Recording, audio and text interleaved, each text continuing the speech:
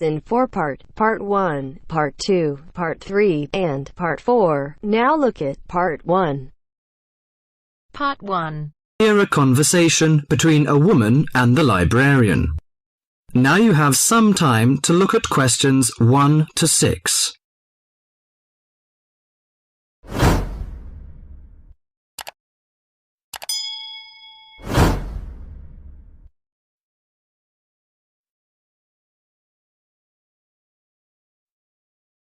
Now listen to the talk and answer the questions 1 to 6. Good morning. Good morning. Can I help you? Yes, I'd like to join the library. We're new to the district, you see. Certainly. Well, all we need is some sort of identification with your name and address on it. Oh dear. We just moved, you see, and everything has my old address. A driving license, perhaps? No, I don't drive. Your husband's would do. Yes, but his license will still have the old address on it. Perhaps you have a letter addressed to you at your new house. No, I'm afraid not. We've only been there a few days, you see, and no one's written to us yet.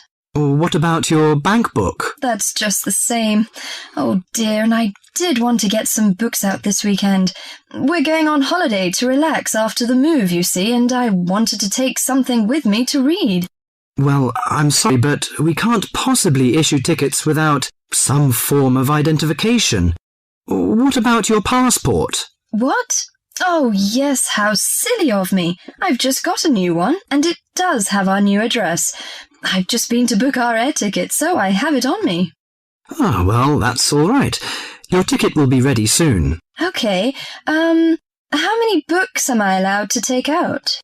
You can take 4 books out at a time, and you can also get 2 tickets to take out 3 magazines or periodicals. Newspapers, I'm afraid, can't be taken out. Oh, that's fine. Do you have a record library?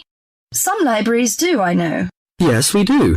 You have to pay a deposit of $5 in case you damage them, but that entitles you to take out 2 records at a time. That's good. Could you show me where your history and biography sections are, please?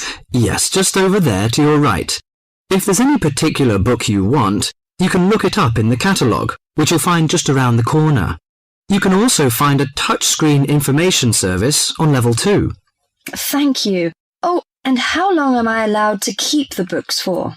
Well, the normal loan period is 3 weeks, with 2 weeks extension. Oh dear. We're going away for 4 weeks. Can I renew them now? I'm afraid not. You must do that at the end of 3 weeks. I see. Thank you very much.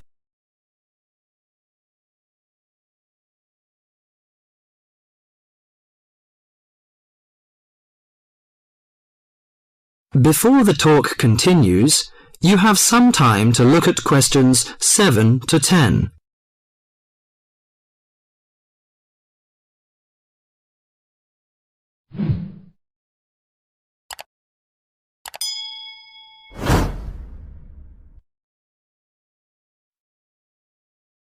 Now listen to the talk and answer the questions 7 to 10. Well, let's go into some details. Your name, please, madam? My name is Barbara. The surname is Cooper. It's spelt as Cooper. Fine. And what's your contact number? If we have new books coming, we can contact you in time. Good. You can call me on 723-6518, but it's better after 5 p.m. You know I have to work during the daytime. Do you need the office number? I don't think so. It's enough. Could you tell me the address? I lived in King Road, but of course you need my new address. It's 25 St. Mary Road, Hanwell. That's Hanwell. Is that right? Yes. Do you need the passport number? I just brought it with me. Here you are. Yes, thank you. The number of your passport is G5798-0942. OK, and your ticket is ready. The number is M930123. Thank you. Could I take a look around and check out some books? Of course, as you like. That is the end of part 1. You now have half a minute to check your answers.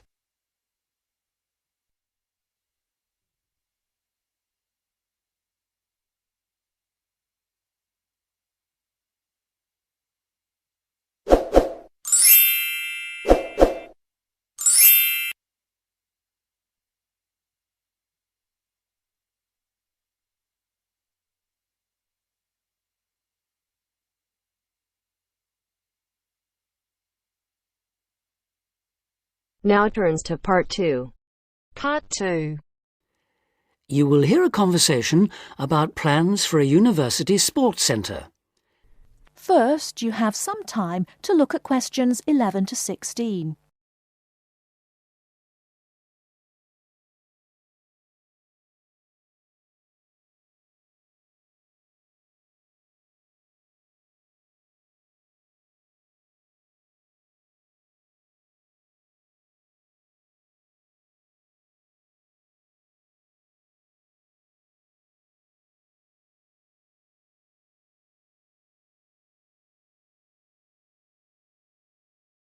Now, listen carefully and answer questions 11 to 16.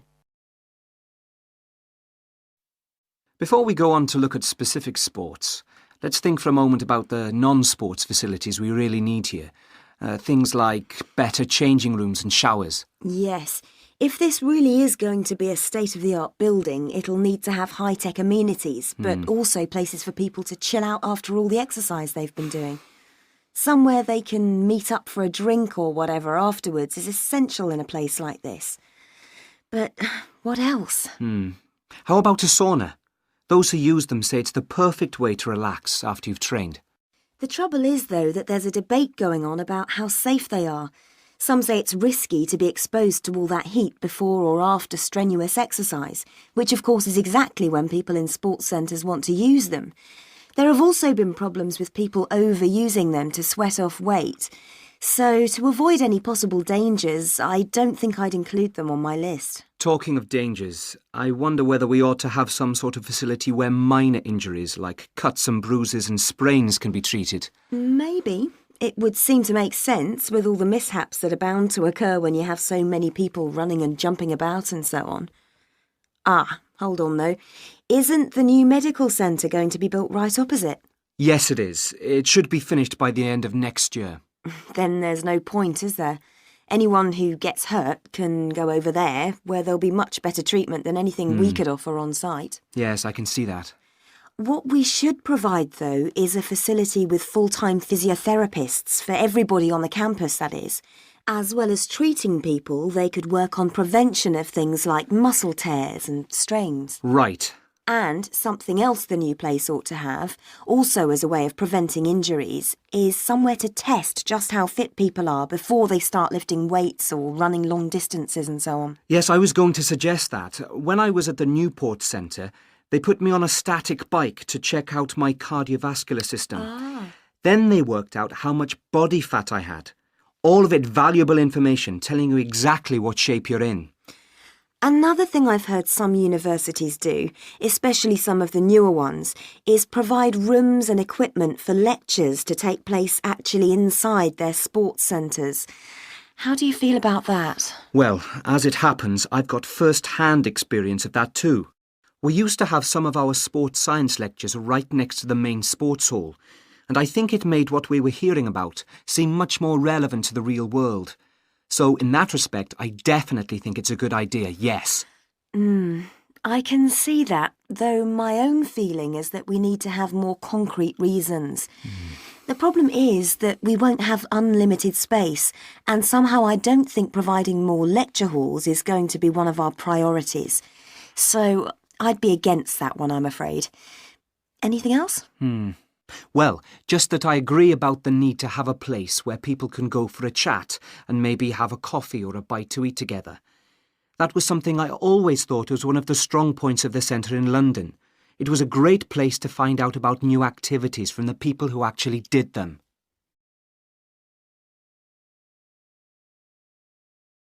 Before you hear the rest of the talk, you have some time to look at questions 17 to 20.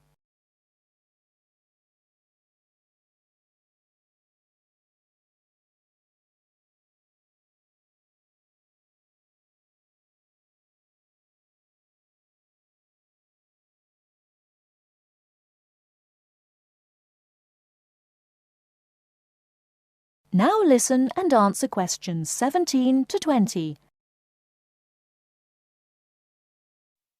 So what about the main sports facilities themselves? What do we need? Well, we don't need a rugby pitch because there's already one on the campus. The same's true of table tennis, really. Most of the halls of residence for students have their own tables, so there's no point in using precious space here for any more. Agreed. Something none of them have, though, is any sort of pool. A lot of students have complained about this, saying they have to take a bus downtown if they want to go for a swim. Yes, that's definitely one for this place. Perhaps a jacuzzi too. That would be nice, wouldn't it? It would. Perhaps next to the squash courts, just down there to the right. They are very popular, by the way. I think we should have a couple more here, don't you? Absolutely. And another sport that's been growing in popularity is volleyball, especially since we did so well at the last Olympics. Don't you mean basketball? Yes, I do, sorry. Anyway, the point is that there is a court in the old gym next to the Students' Union building, but it always seems to be fully booked up, even though it's not very good. And there's nowhere else on campus to play. OK, let's have one of those too. How much space have we got left, by the way? That is the end of part 2. You now have half a minute to check your answers.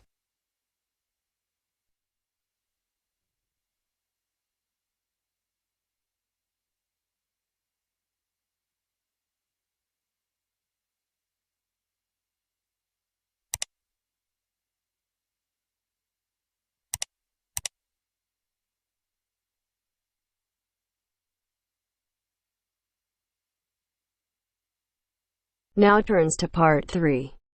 Part 3. You'll hear a lecturer talking to students about America in the 1960s. You have some time to look at questions 21 to 26.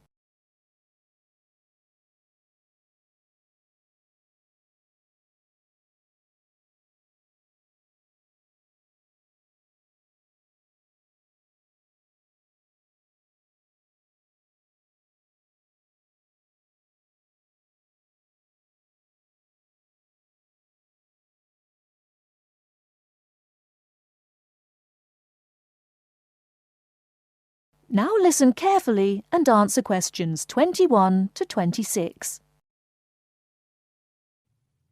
We begin our examination of America in the 1960s with the usual caution. There is no sense in trying to understand any decade without looking at what came before.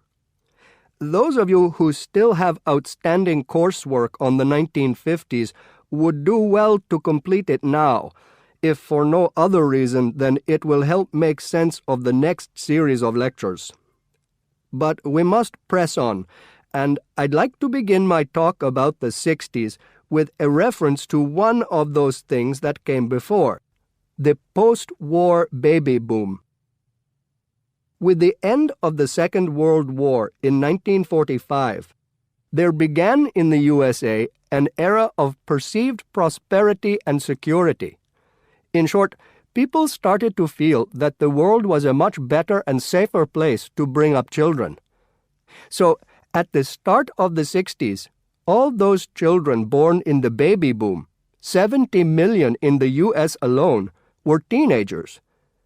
As the 60s progressed, and as this large number of people approached adulthood, there was a noticeable shift in the balance of power, and young people began to have a voice in ways that were not considered possible in the more conservative atmosphere of the preceding decade. Things were moving forward at a rapid pace. The literature of the time brought out all the taboos. Everything was covered, such as race in, for example, the book To Kill a Mockingbird. The role of women changed, and equality for women, well, let's just say that once certain books were published, women were no longer going to be satisfied with their roles as devoted wives and mothers. Through literature alone, the whole fabric of society was challenged, and by the end of the 60s, things would never again be as they had pretty much been for the preceding 40 years. It was a decade of protest, civil rights protests, feminism, the rights of minorities, the Vietnam War. All these causes led to peaceful and not-so-peaceful protests on college campuses and elsewhere. People had been given freedom of speech and they were going to use it. The crime rate rose to 9 times what it was in the 50s, as respect for the old order faded away. But it was also a time of great development. In medicine, the 60s saw the first heart transplant. In technology and the space race, where we saw the first American in orbit and lasers being invented at the start of the decade, and the first man on the moon, and the first primitive internet at the end. Before you hear the rest of the talk, you have some time to look at questions 27 to 30.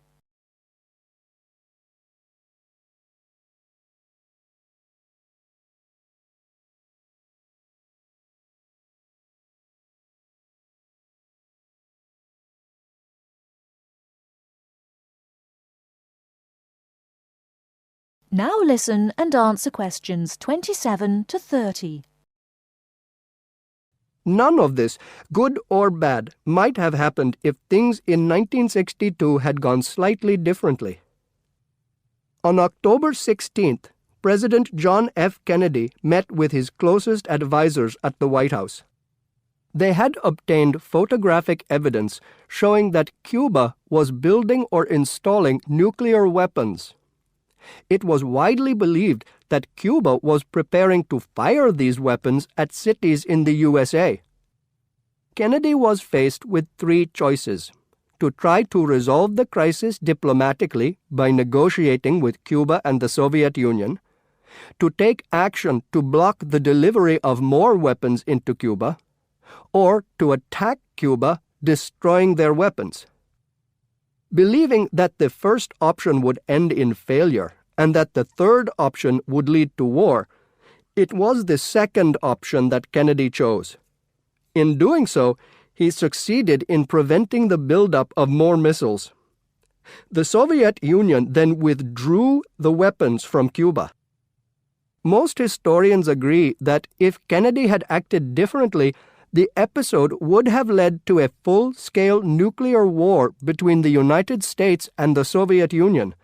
Millions would have died, and the world would have been changed beyond recognition. That is the end of part 3. You now have half a minute to check your answers.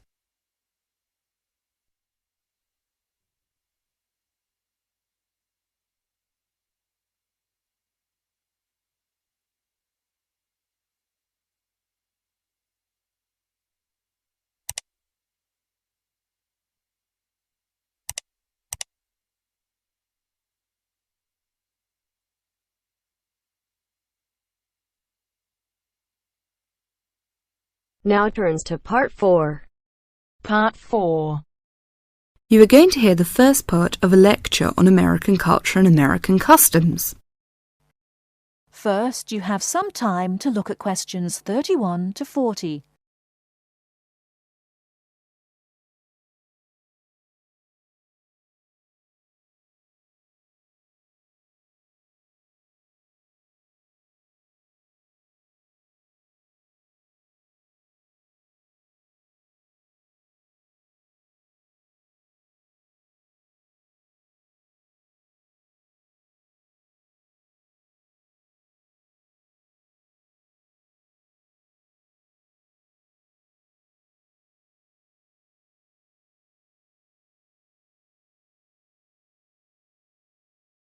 Now listen carefully and answer questions 31 to 40. Well, last week we talked about American education, and today I'm going to discuss American values, characteristics, personal habits and courtesies. Keep in mind as you are listening to this lecture that your goal is to understand, not to emulate or judge. Just briefly, I'd like to mention that there is a remarkable ethnic diversity in the United States. The population of the USA is about 260 million. 73% of the American population is white, 12% is African American, 8% Hispanic, 3% Asian or Pacific Islanders, and less than 1% American Indian or Eskimo. Many Americans resent generalizations being made about them because Americans see themselves as very unique and individualistic. On the other hand, Americans tend to lump foreigners together into one lot and condescendingly view foreigners as people who are not as intelligent or sensible as Americans. Despite Americans' dislike of generalizations and their ethnocentric point of view, it becomes evident that they are indeed American. Americans value individualism, independence, informality, directness, punctuality, achievement, and competition. Individualism is probably the most highly esteemed value in the American culture and an important key to understanding American behavior. In the historical development of the country, individuality was crucial for survival. If you asked Americans to characterize the ideal person, they would probably use adjectives such as autonomous, independent, and self-reliant. Persons tend to be viewed as individuals rather than as representatives of a family or a group. Here are some examples of how this value affects behaviors. 1. If a group of friends go to a restaurant, everyone wants to pay their own way. In other words, they want to have separate checks and not be someone's guest. 2. In friendships, which seem to initially develop more quickly in the US than in other cultures, the Americans may feel uncomfortable if you give them more help than they need. This is a tendency to draw back and see dependency as weakness. In some ways, the stress on the individual rather than the family or group has led to a more informal society. Sometimes this lack of formality is viewed by members of other cultures as a sign of lack of respect.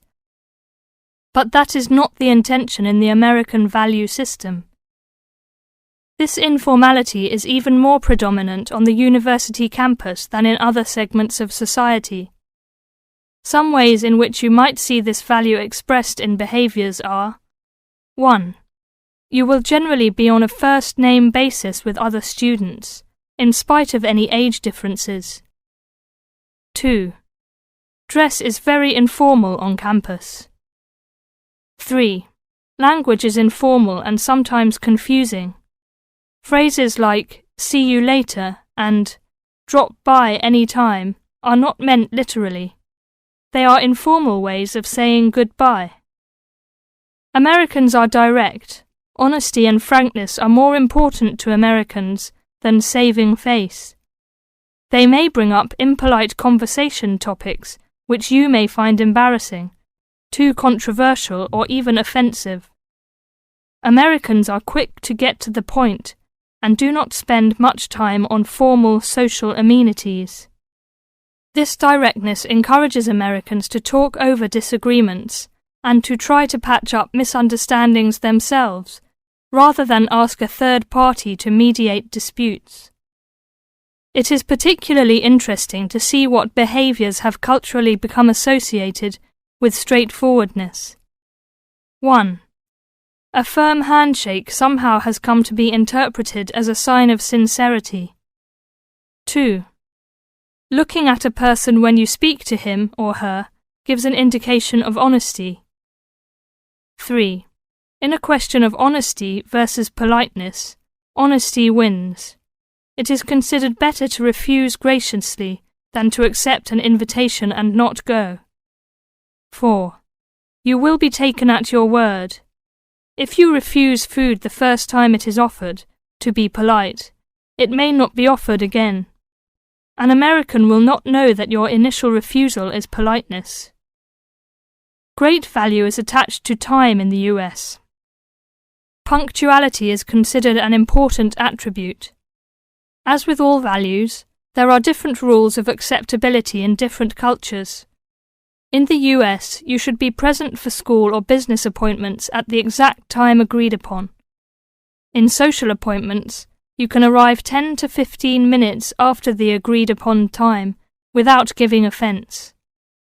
If you are invited somewhere for dinner and are more than 15 minutes late, you will need to offer an apology and an explanation.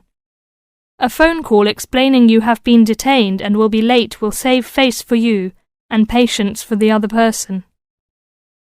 Americans also value achievement and competition. The American style of friendly joking or banter, of getting the last word in, and the quick and witty reply are subtle forms of competition. Although such behaviour is natural to Americans, you may find it overbearing or disagreeable. Americans are obsessed with records of achievement in sports, and sports awards are often displayed in their homes.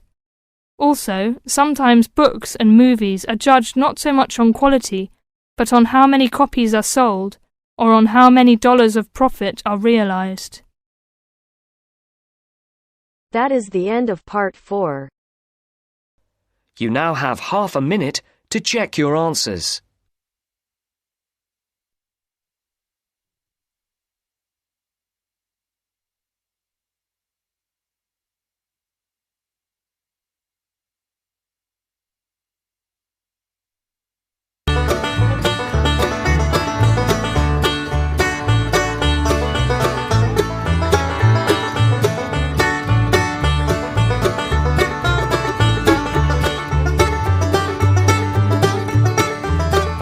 That is the end of the test.